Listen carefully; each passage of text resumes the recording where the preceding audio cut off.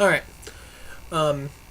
instead of posting some Pokemon videos or something else random and weird, I decided I kind of wanted to do a little rant type thing.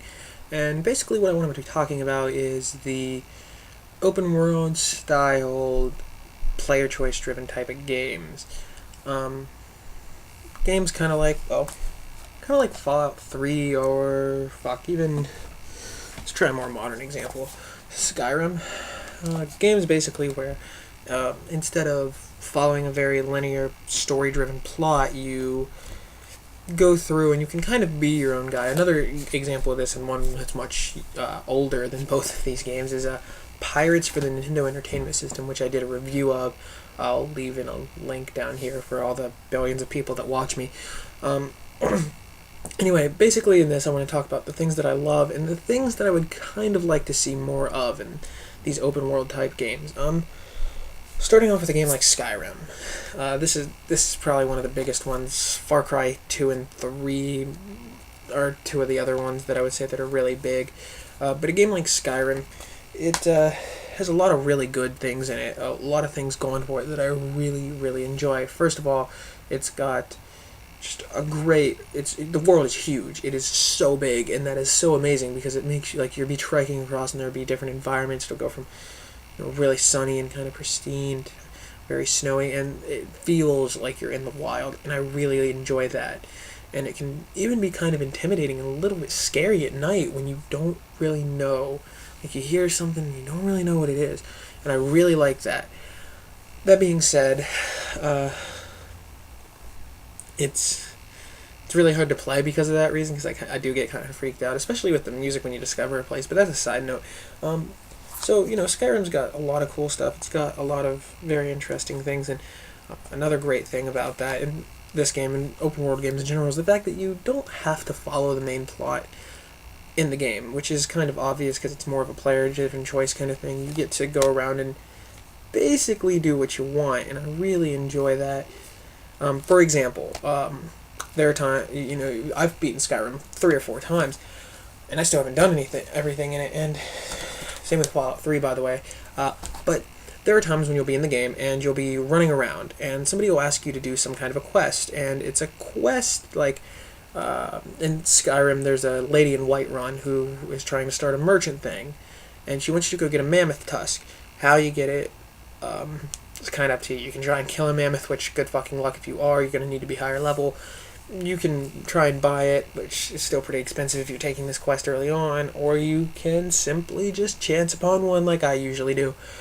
But, you do that, and then your reward for that quest is you get +1 to your speechcraft ability.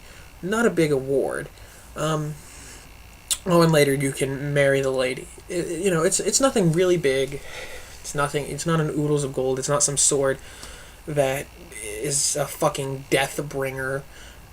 You just do it, and it's kind of whether or not you want to be that asshole that when somebody random just comes up to you and is like, hey, can you help me out with this? And you're just like, fuck you, I got something way more important to do. I'm the Dragonborn. Or you can be like, being a hero, there are certain responsibilities, and you need to help this person. Up to you. And that's really cool that there's stuff like that in in open world styled games. And like I said, there's the whole being able to go out and forage and find stuff and make potions, the alchemy thing, all those abilities and skills. And basically, you can make a character, especially, again, to bring it up, Skyrim, especially in Skyrim, where the way you play is basically how your character can be. And that's really, really cool and really, really interesting, and I really enjoy that. Some problems, though. First of all, I have a big issue with Skyrim and the fact that your character's kind of a blank slate, which is good in the sense that you are trying to be him, but bad in the other sense that it doesn't, even though you don't talk to a lot of people in this game, it kind of defeats the purpose of, when you can talk to somebody, and, with quests, yeah, either being able to say yes or no is fine, whatever, I don't need a bunch for that, but when somebody's being an intentional dick to you and stringing you along, I want the option to say a little more, be a little more boisterous, ask more questions, or just a little more. And Skyrim really doesn't have that. And really, I think the thing that makes me have the issue in general is the fact that in Skyrim, your speechcraft, it matters for when you're bartering, which I understand that, makes sense. But I have a problem with it. And I think it's just that I feel Oblivion set it up better. Because in Oblivion, you could basically talk to a lot of people and basically persuade a lot of them. And being able to do that will allow them and make them say things that they wouldn't normally want to. And that's really kind of a cool thing to me. Whereas in Skyrim, you don't really do that, and your speechcraft goes up. I mean, occasionally there are some persuades, but there's not very many, and it's just kind of a bitch to do it, and it's kind of pointless. I mean, you do kind of want to run up the tree because there are things you want for it, but it's still kind of pointless, and I don't really enjoy that. The feeling, and especially when there are games like Fallout 3, where, yeah, the leveling system's different, you level up, and then you put points into the things. But I always buff my speech in this. In fact, it's the first skill ever to reach 100 before any of the other ones. And the reason for that is because in Fallout 3, there are a lot more instances where I can talk. And really, that's kind of what I want. Let me pull out another game real quick. Dragon Age Origins. This is a BioWare game, and this game isn't really an open world game. There are side quests and things you can do in it, but your character isn't voice acted, and he's essentially kind of a blank slate. You meet people the same time he does, and a lot of the people that you don't just kind of fucking die, which is pretty cool, because then you don't have to worry about caring about them later in the fucking game. But, basically, whenever you're talking to your companions, you can decide what to say with the drop-down thing. Like, it's a black box, basically, as opposed to the dialogue wheel, which I have Dragon Age 2, but I fucking hate that dialogue wheel in that game. It's fucking pointless. It basically tells you good, funny, bad, and then there are some that are question marks. Fucking stupid. Mass Effect's the only game that did that right, and I don't even really like the dialogue wheel in general. I prefer this shit in this better. But you can be a blank slate and still have responses, and I feel like that contributes more to the ability for players to step more into the character, feel more involved with the character, and contributes to player choice because now you have more options. And, I'm not going to fault Skyrim for not having that. This is still a great game that I recommend, but it's still something I would like to see in the future. Another thing with that is it would let you increase your speechcraft more, which will allow you to play more different more interesting roles as a character, because in Skyrim, basically you're a guy with a sword or a mace or whatever. You're not really a diplomat, and I kind of have an issue with that. As fun as it is to go up and beat a bad guy in the face, sometimes it kind of bugs me because, like I said, with Fallout 3, I get my speech up because there are some instances where somebody will burst in and be like, "Hey, motherfucker, you killed my son." You're like, "Whoa, whoa, whoa, whoa, whoa, whoa, whoa, whoa, whoa, whoa, whoa." So I'll take a minute here, drink some tea, maybe have a beer, eat, and work this out like gentlemen instead of shooting up this damn place. And that may or may not work depending on how high it got up. Or, then there's the option of just shooting the fucker in the face. And, those get boiled into moral options in Fallout. And I'm not necessarily saying that has to be in there. I mean, it should be a moral option at times, but it shouldn't, go up and down per se. It can, but it doesn't have to. But yeah, there's stuff like that I really think would have made Skyrim a better game and would be really cool to include in more open world games. Fallout 3 and Fallout New Vegas especially, which took that whole system a step farther in a sense of having, in the beginning of the game, there's you can help the people of Good Springs or the Powder Gangers, and if you help Good Springs, they like you. The Powder Gangers hate you more and will progressively do so. But if you help Powder Gangers, vice versa. And there's the balance of, okay, well, you don't want to be a dick to the people of Good Springs, but it can introduce a balance of, these two disagreeing factions, which do I agree with? More like the Caesar's Legion and the NPR or whatever, and House and all that stuff that gets factored in later in the game. It's really it makes for a more interesting experience. And when you're playing a character that's kind of the silver-tongued devil, which is something I kind of like to do, it allows you to have the ability to keep both of them on your side, which is really cool. Thought, to be able to be like at the end of the game, you can not necessarily with New Vegas, but at the end of the game, have like these groups of people who all, who don't necessarily agree with each other, but all agree with you, and it's a common thing, which is what happened in Dragon Age Origins with your party.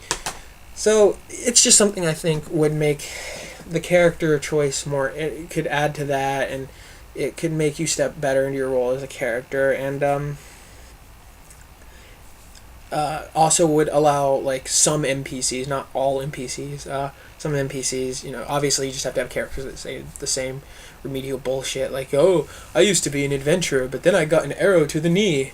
You need those, because if you had every NPC saying something, I'm pretty sure the game would be really big and probably crash. But, having more NPCs that you can talk to, especially ones like in Skyrim where you do the quest for them and you can marry them, being able to talk to them more, and kind of have a relationship, like in Mass Effect where you can talk to Liara or Tali or whatever, having something like that would be much more interesting and engaging, I think, and would allow for you to kind of meet somebody and actually, build a house, build a life, basically turn your character into something more and step into it more, like I said 1,000 times already. So, the only other thing I could ever say about open world games is, even though I know the big deal about open world games is kind of the fact that you can choose what you want to do and don't have to be streamlined in the main story, I feel like, and I'm not saying that main storylines are bad in these games by any means. A lot of them are very good, in fact, but specifically with the game, where'd it go? With Skyrim again, it's the best example I can come up with for a lot of this. As much as I like this game, I don't care for the storyline very much. It just never interested me. In fact, like all the side quests, like the Mages Guild, was really, really cool. I thought I would have actually liked that to have been longer. Even the Companions was okay, and Dark Brotherhood the first time through was really cool, but wasn't as good as Oblivion. But those three were really interesting, and I enjoyed those and thought those were cooler than the main plot. And that's, I'm not saying that these games have bad main storylines or, aren't good from a storytelling standpoint, but I feel like they could include more or make them better in some way. That way, there's more of a sense of urgency or something. Like there was something really at stake. If you didn't do this, because really, other than the saying that you beat Skyrim, unless you manage to get through every fucking quest, which, you can, but it'd be pretty intense, but unless you manage to get through every fucking quest, why do you need to beat the game? It's not like, shit isn't happening as you play the game, and I feel like including that in a game where, like, it never got to a point where it forced you into it, but, like, there was some kind of consequence you could see. Like, there was something that was happening, other than dragons showing up more, which doesn't really seem like... Okay, for instance, say in Skyrim, you're taking, your time, because there is, months and days and whatever, so you're, like, killing things, and you're just doing around side quests or whatever, and you've done the storyline a little bit, you've gotten to, like, the Greybeards, and you've seen the dragon on the mountain, and all that shit. Now, you get to that point, right? Well, after that, it's like, okay, well, I just want to do side quests until I get most of that shit done. Well, now there are more dragons running around, but, these dragons aren't blowing up cities. Most of the time, they're just coming after you. And granted, when people go to the city, die in the cities, like if you lead a dragon back to the city, like the blood dragons that'll follow you, yeah, people will die and they won't come back. And yeah, that kind of sucks, especially if it's like the fucking blacksmith of the town. But, it's not the end of the world. However, if every so often, and this doesn't happen a lot, but if there was a certain, every now and then, dragons would just bombard a town, just rape it, burn it to the ground, kill everybody. That town is gone and it's not coming back. Then there'd be a sense of urgency, and that's not even really adding a plot point. It's just there's a sense of urgency, and I can get why you wouldn't want to do that, because then over time it could get to where, oh shit, everything's gone. But but then it it gives you the incentive. Okay, I'm gonna beat this game. I'm gonna kill the big bad. And then you can add the whole idea of like, okay, well, I killed Alduin, so the dragons aren't doing that anymore, or they're still kind of doing it, but people, like, we're all kind of an alliance now, and we're rebuilding that town that fell, and the dragons are kind of scattered now because Alduin's dead, and we know how to like fight them off a little bit better. We can chase them off. I don't know. I just felt like a sense of urgency would have been nice in the game, and I feel like having the feeling of, holy shit, the Armageddon's coming, the Lucifer is about to rise and eat us all, would have made the game much, much better. As great as it would have made it better. Is there anything else I wanted to talk about? Really, I think those are the only things I could think of that would be some things that I would like to see included more, is adding kind of a sense of urgency to the main storyline, blowing up towns or something, or just really anything. Just kind of something starts to happen that makes it feel more urgency. Or with the Civil War in Skyrim, where stuff actually does start to unravel with that, because that's I think on secondary plot point in that game, where stuff actually kind of starts to happen with that without you. Like, if you don't get involved and pick a side, these sides are still kind of grating at each other, and unless you pick a side, no side's really gonna win, but there's going to be a lot of casualties. That would have been a cool thing too, because otherwise, why do I give a fuck about the Civil War? But anyway, these open world styled RPG games are just, I love them. They're the most fun to play because it makes you feel like you're playing a character. And